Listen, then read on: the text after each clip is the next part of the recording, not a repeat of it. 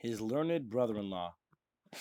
Baruch wanted to meet his brother-in-law at the yeshiva, where he also wanted to become acquainted with the students. So off he went to the yeshiva. He was interested, too, to see what kind of yeshiva this was at Vitebsk. Baruch came in just as his brother-in-law was giving a share.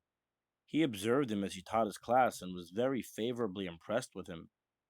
He was of medium build and height, of good appearance, and with dark, intelligent eyes.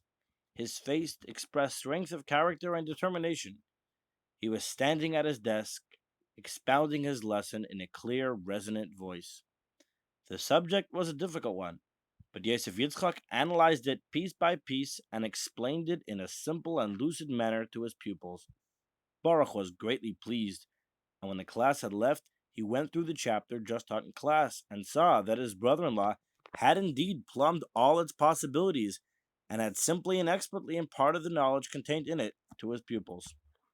Later, Baruch listened also to the lesson given by the Rosh Yeshiva, the Gaon Rabbi Paltiel, and was enraptured. He had never before heard so deep and thorough an exposition. Baruch had another mission which had brought him to Vitebsk.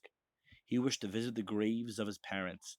He also had a yearning to take the same walks as of old outside the town on the banks of the river Dvina, where as a child he used to saunter with his father. After Baruch had fulfilled this mission, he went to see his sister. His brother-in-law came in soon after, and they became properly acquainted, for he had only seen him in the yeshiva, but not spoken to him, not wishing to interrupt the lesson. Yosef Yitzchak remembered him nevertheless. They all greeted each other very warmly and heartily. Baruch spoke for a comparatively short time with his sister, and then entered into a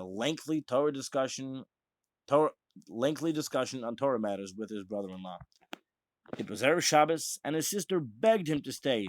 Surely you couldn't refuse me after you have been away for so long, she pleaded. His brother-in-law added his invitation, but Baruch excused himself, saying his aunt and uncle would undoubtedly be expecting him to stay with them, for after all, hadn't they taken him into their home? Thus, Baruch managed to get away from his sister's house. On reaching the house of his uncle and aunt, he found that they had prepared a separate room for him, and of course, they were expecting him to stay with them for Shabbos. Here, Baruch produced a different excuse. How could he possibly stay with them when his own sister was so anxious to have him? Actually, Baruch had already made his plans. He had no intention of allowing his relatives in Vitebsk to change his way of life. Would continue to support himself by the toil of his own hands. Not even for one Shabbos would he make an exception, even at the table of his sister or uncle and aunt. Baruch found a place for himself to sleep at the Beis Medrash, bought himself some challahs for Shabbos and something else to eat, as was his usual practice, and was happy. He had, however, decided that he would not yet proceed to Beshenkovich, but would stay and study at the yeshiva in Vitebsk, where his brother-in-law was a dean. Nobody could now influence him to change or modify his ways, for he was firmly convinced that his was the right way.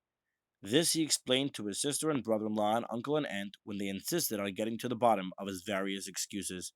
He also took the opportunity of telling them that the reason for his silence during his long absence was that he was afraid that were he to get in touch with them, they would try to deter him from his chosen path. Now, however, he was grown up and he would like his relatives to know that, however well intentioned they were in trying to help him in his difficult and sometimes painful existence, they were wasting their time and efforts. He was determined to carry on in his isolated way, happy in the conviction that he was standing on his own 2 feet and serving the Almighty truly, as one who has clean hands and a pure heart.